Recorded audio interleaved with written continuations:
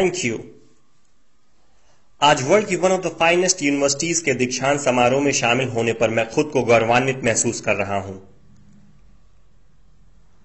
मैं आपको एक सच बता दूं, मैं कभी किसी कॉलेज से पास नहीं हुआ और आज पहली बार मैं किसी कॉलेज ग्रेजुएशन सेरेमनी के इतना करीब पहुंचा हूं।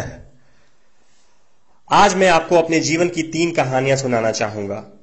ज्यादा कुछ नहीं, बस 3 कहानियां। मेरी पहली कहानी डॉट्स कनेक्ट करने के बारे में है। रीड कॉलेज में दाखिला लेने के 6 महीने के अंदर ही मैंने पढ़ाई छोड़ दी, पर मैं उसके 18 महीने बाद तक वहां किसी तरह आता जाता रहा। तो सवाल उठता है कि मैंने कॉलेज क्यों छोड़ा।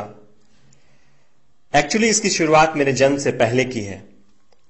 मेरी बायोलॉजिकल मदर एक यंग अनमैरिड ग्रेजुएट स्टूडेंट थी और वह मुझे किसी और को एडॉप्शन के लिए देना चाहती थी, पर उनकी एक ख्वाहिश थी। उनकी ख्वाहिश थी कि कोई कॉलेज ग्रेजुएट ही मुझे अडॉप्ट करे। सब कुछ बिल्कुल सेट था और मैं एक वकील और उसकी वाइफ के द्वारा अडॉप्ट किया जाने वाला था कि अचानक मुझे देखकर उस कपल ने अपना विचार बदल दिया और डिसाइड किया कि उन्हें लड़का नहीं लड़की चाहिए। इसलिए तब आधी रात को मेरे पेरेंट्स, जो तब वेटिंग लिस्ट में थे, उन्हें कॉल करके बोला गया कि हमारे पास एक बेबी बॉय है, क्या आप उसे गोद लेना चाहेंगे? और उन्होंने झट से हां कर दी। पर बाद में मेरी बायोलॉजिकल मदर को पता चला कि मेरी मां ग्रेजुएट नहीं है और पिता तो हाई स्कूल पास भी नहीं है। इसलिए उन्होंने एडॉप्शन पेपर साइन करने से मना कर दिया। पर कुछ महीनों बाद मेरे होने वाले पेरेंट्स के मुझे कॉलेज भेजने के प्रॉमिस के बाद वो मान गई। तो मेरी जिंदगी की शुरुआत कुछ इस तरह हुई और 17 साल बाद मैं कॉलेज गया। पर गलती से मैंने स्टैनफोर्ड जितना ही महंगा कॉलेज चुन लिया। मेरे वर्किंग क्लास पेरेंट्स की सारी जमा पूंजी मेरी पढ़ाई में जाने लगी। 6 महीने बाद मुझे इस पढ़ाई में कोई वैल्यू नहीं दिखी। मुझे कुछ आइडिया नहीं था कि मैं अपनी जिंदगी में क्या करना चाहता हूं और कॉलेज मुझे किस तरह से इसमें हेल्प करेगा। और ऊपर से मैं अपने पेरेंट्स की जीवन भर की कमाई खर्च करते जा रहा था। इसलिए मैंने कॉलेज ड्रॉप आउट करने का निर्णय लिया और सोचा जो होगा अच्छा होगा। उस समय तो यह सब कुछ मेरे लिए काफी डरावना था, पर जब मैं पीछे मुड़कर देखता हूं तो मुझे लगता है कि यह मेरी जिंदगी का one of the best decision था।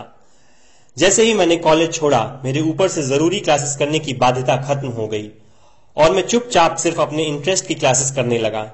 यह सब कुछ इतना आसान नहीं था। मेरे पास रहने के लिए कोई रूम नहीं था, इसलिए मुझे दोस्तों के रूम में फर्श पर सोना पड़ता था। मैं कोक की बोतल लौटाने पर मिलने वाले पैसों से खाना खाता था। मैं हर संडे 7 मील पैदल चलकर हरे कृष्णा टेम्पल जाता था ताकि कम से कम हफ्ते में एक दिन पेट भर के खाना खा सकूं। यह मुझे काफी अच्छा लगता था।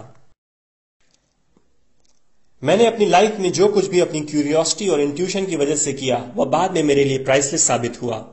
Let me give an example. उस समय रीड कॉलेज शायद दुनिया की सबसे अच्छी जगह थी जहां कैलीग्राफी सिखाई जाती थी। पूरे कैंपस में हर एक पोस्टर, हर एक लेबल बड़ी खूबसूरती से हाथों से कैलीग्राफ किया होता था। चूंकि मैं कॉलेज से ड्रॉप आउट कर चुका था, इसलिए मुझे नॉर्मल क्लासेस करने की कोई जरूरत नहीं थी। मैंने तय किया कि मैं कैलीग्राफी की क्लासेस करूंगा और इसे अच्छी तरह से सीखूंगा। मैंने सेरिफ और सैंस सेरिफ टाइप फेसेस के बारे में सीखा, अलग अलग लेटर कॉम्बिनेशन के बीच में स्पेस वेरी करना और किसी अच्छी टाइपोग्राफी को क्या चीज अच्छा बनाती है यह भी सीखा। यह खूबसूरत था, इतना आर्टिस्टिक था कि इसे साइंस द्वारा कैप्चर नहीं किया जा सकता और यह मुझे बेहद अच्छा लगता था। उस समय जरा सी भी उम्मीद नहीं थी कि मैं इन चीजों का यूज कभी अपनी लाइफ में करूंगा। लेकिन जब 10 साल बाद हम अपना पहला मैकिन्टॉश कंप्यूटर बना रहे थे, तब मैंने इसे मैक में डिजाइन कर दिया और मैक खूबसूरत टाइपोग्राफी युक्त दुनिया का पहला कंप्यूटर बन गया। अगर मैंने कॉलेज से ड्रॉप आउट नहीं किया होता तो मैक में कभी मल्टीपल टाइप फेसेस या प्रोपोर्शनली स्पेस्ड फॉन्ट्स नहीं होते और चूंकि विंडोज ने मैक की कॉपी की थी तो शायद किसी भी पर्सनल कंप्यूटर में ये चीजें नहीं होती।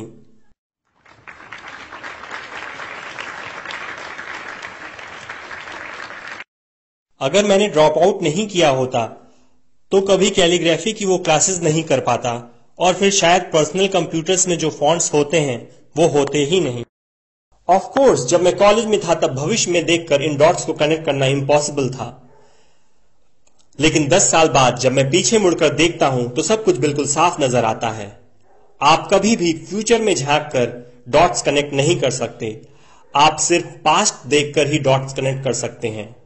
इसलिए आपको यकीन करना होगा कि अभी जो हो रहा है वह आगे चलकर किसी न किसी तरह आपके फ्यूचर से कनेक्ट हो जाएगा। आपको किसी न किसी चीज में विश्वास करना ही होगा, अपने गट्स में, अपनी डेस्टिनी में, अपनी जिंदगी या फिर अपने कर्म में किसी न किसी चीज में विश्वास करना ही होगा, क्योंकि इस बात में बिलीव करना कि आगे चलकर डॉट्स कनेक्ट होंगे आपको अपने दिल की आवाज सुनने की हिम्मत देगा, तब भी जब आप बिल्कुल अलग रास्ते पर चल रहे होंगे। And that will make the difference. मेरी दूसरी कहानी लव और लॉस के बारे में है। मैं जिस चीज को चाहता था वह मुझे जल्दी ही मिल गई। वोज और मैंने अपने पेरेंट्स के गैराज से एप्पल शुरू की। तब मैं 20 साल का था। हमने बहुत मेहनत की और 10 साल में एप्पल 2 लोगों से बढ़कर $2 बिलियन और 4000 लोगों की कंपनी हो गई। हमने अभी 1 साल पहले ही अपनी फाइनेस्ट क्रिएशन मैकिन्टॉश रिलीज की। मैं 30 का हो गया था और मुझे कंपनी से फायर कर दिया गया। आप अपनी ही बनाई हुई कंपनी से फायर कैसे हो सकते हैं? वेल, जब कंपनी ग्रो होने लगी तब हमने एक टैलेंटेड आदमी को हायर किया। मैंने सोचा कि वो मेरे साथ कंपनी रन करेगा। पहले 1 साल सब कुछ ठीक ठाक चला, लेकिन फिर कंपनी के फ्यूचर विजन को लेके हम दोनों में मतभेद होने लगे। बात बोर्ड ऑफ डायरेक्टर्स तक पहुंच गई और उन लोगों ने उसका साथ दिया। सो एट 30 मुझे निकाल दिया गया, पब्लिकली निकाल दिया गया। जो मेरी पूरी एडल्ट लाइफ का फोकस था वह अब खत्म हो चुका था और ये बिल्कुल ही तबाह करने वाला था। मुझे सचमुच अगले कुछ महीनों तक समझ ही नहीं आया कि मैं क्या करूं। मुझे महसूस हुआ कि ये सब कुछ इतनी आसानी से एक्सेप्ट करके मैंने अपने पहले की जनरेशन के एंटरप्रेन्योर्स को नीचा दिखाया है। मैं डेविड पैकर्ड और बॉब नॉयस से मिला और उनसे सब कुछ ऐसा हो जाने पर माफी मांगी। मैं एक बहुत बड़ा पब्लिक फेलियर था। एक बार तो मैंने वैली छोड़कर जाने की भी सोची, पर धीरे धीरे मुझे एहसास हुआ कि मैं जो काम करता हूं उसके लिए मैं अभी भी पैशनेट हूं।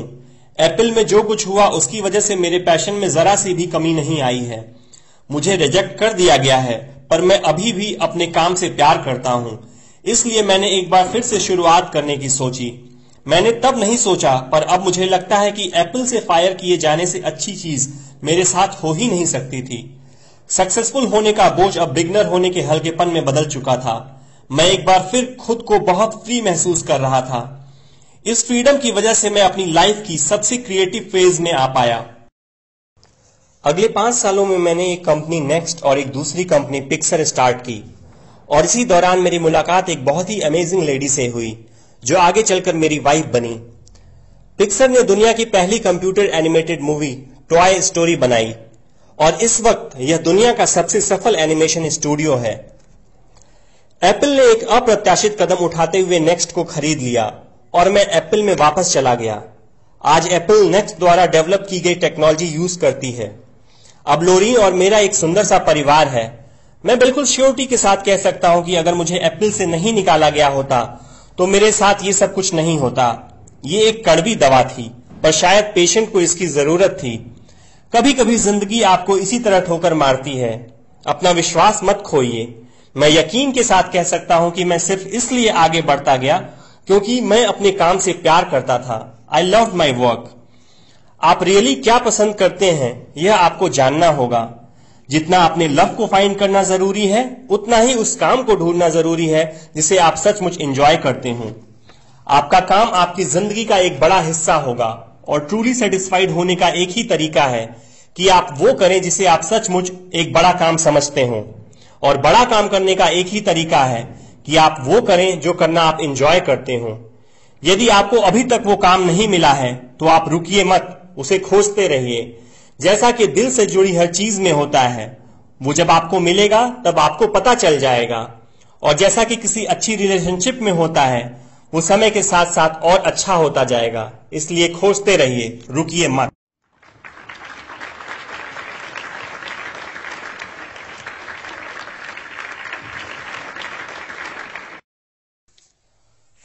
मेरी तीसरी कहानी डेथ के बारे में है। जब मैं 17 साल का था तो मैंने एक कोट पढ़ा था जो कुछ इस तरह था, यदि आप हर रोज ऐसे जिएं जैसे कि ये आपकी जिंदगी का आखिरी दिन है तो आप किसी न किसी दिन सही साबित हो जाएंगे। इसने मेरे दिमाग पे एक इंप्रेशन बना दी और तब से पिछले 33 सालों से मैंने हर सुबह उठकर शीशे में देखा है और खुद से एक सवाल किया है, अगर ये मेरी जिंदगी का आखिरी दिन होता तो क्या मैं आज वो करता जो मैं करने वाला हूं? और जब भी लगातार कई दिनों तक जवाब नहीं होता है, मैं समझ जाता हूं कि कुछ बदलने की जरूरत है। इस बात को याद रखना कि मैं बहुत जल्द मर जाऊंगा मुझे अपनी लाइफ के बड़े डिसीजंस लेने में सबसे ज्यादा मदद करता है, क्योंकि जब एक बार डेथ के बारे में सोचता हूं तब सारी एक्सपेक्टेशंस, सारा प्राइड, फेल होने का डर, सब कुछ गायब हो जाता है और सिर्फ वही बचता है जो वाकई जरूरी है। इस बात को याद रखना कि एक दिन मरना है किसी चीज को खोने के डर को दूर करने का सबसे अच्छा तरीका है। आप पहले से ही नेकेड हैं, ऐसा कोई रीजन नहीं कि आप अपने दिल की ना सुने। करीब 1 साल पहले मुझे पता चला कि मुझे कैंसर है। सुबह 7:30 बजे मेरा स्कैन हुआ जिसमें साफ साफ दिख रहा था कि मेरे पैंक्रियाज में ट्यूमर है।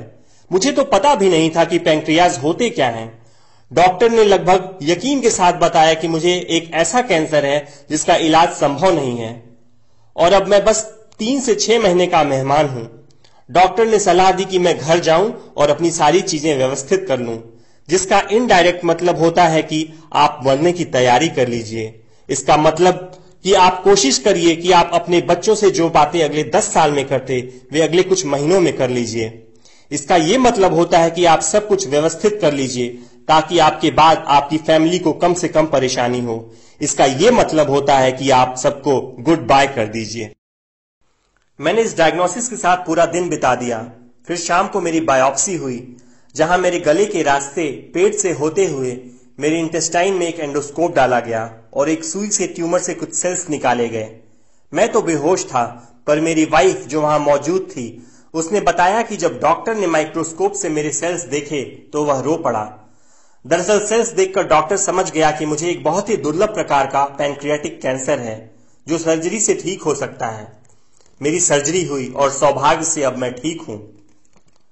मौत के इतना करीब मैं इससे पहले कभी नहीं पहुंचा और उम्मीद करता हूं कि अगले कुछ दशकों तक पहुंचूं भी नहीं। ये सब देखने के बाद मैं और भी विश्वास के साथ कह सकता हूं कि डेथ एक यूजफुल बट इंटेलेक्चुअल कॉन्सेप्ट है। कोई मरना नहीं चाहता है, यहां तक कि जो लोग स्वर्ग जाना चाहते हैं वो भी। फिर भी मौत वो मंजिल है जिसे हम सब शेयर करते हैं। आज तक इससे कोई बचा नहीं है और ऐसा ही होना चाहिए, क्योंकि शायद मौत ही इस जिंदगी का सबसे बड़ा आविष्कार है। ये जिंदगी को बदलती है, पुराने को हटाकर नए का रास्ता खोलती है और इस समय नए आप हैं, पर ज्यादा नहीं, कुछ ही दिनों में आप भी पुराने हो जाएंगे और रास्ते से साफ हो जाएंगे। इतना ड्रामेटिक होने के लिए मैं माफी चाहता हूं, पर यह सच है। आपका समय सीमित है, इसलिए इसे किसी और की जिंदगी जीकर व्यर्थ मत कीजिए।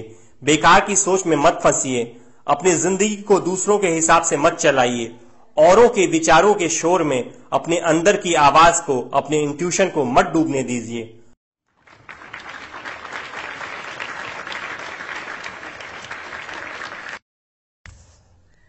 जब मैं छोटा था तब एक अद्भुत publication the Whole Earth Catalog हुआ करता था, जो मेरी जनरेशन की बाइबल्स में से एक था। इसे स्टुअर्ट ब्रांड नाम के एक व्यक्ति, जो यहां मेलॉन पार्क से ज्यादा दूर नहीं रहता था, ने बनाया था और इसने इसे अपना पोएटिक टच देके बड़ा ही जीवंत बना दिया था। ये 60 के दशक की बात है, जब कंप्यूटर और डेस्कटॉप पब्लिशिंग नहीं हुआ करती थी। पूरा कैटलॉग टाइपराइटर्स, सीजर्स और पोलराइड कैमरास की मदद से बनाया जाता था। वो कुछ ऐसा था मानो गूगल को एक बुक के फॉर्म में कर दिया गया हो, वो भी गूगल के आने के 35 साल पहले। वह एक आदर्श था, अच्छे टूल्स और महान विचारों से भरा हुआ था। स्टुअर्ट और उनकी टीम ने द होल अर्थ कैटलॉग के कई इश्यूज निकाले और अंत में एक फाइनल इश्यू निकाला। ये 70 के दशक का मध्य था और तब मैं आपके जितना था। फाइनल इश्यू के बैक कवर पे प्रातः काल की किसी सड़क का एक दृश्य था। वो कुछ ऐसी सड़क थी जिसपे आप एडवेंचरस हो तो किसी से लिफ्ट मांगना चाहेंगे, और इस पिक्चर के नीचे लिखा था स्टे हंग्री स्टे फुलिश। ये उनका फेयरवेल मैसेज था जब उन्होंने साइन ऑफ किया, स्टे हंग्री स्टे फुलिश। और मैंने अपने लिए हमेशा यही विश किया है, और अब जब आप लोग यहां से ग्रेजुएट हो रहे हैं तो मैं आपके लिए भी यही विश करता हूं, stay hungry stay foolish. Thank you all very much.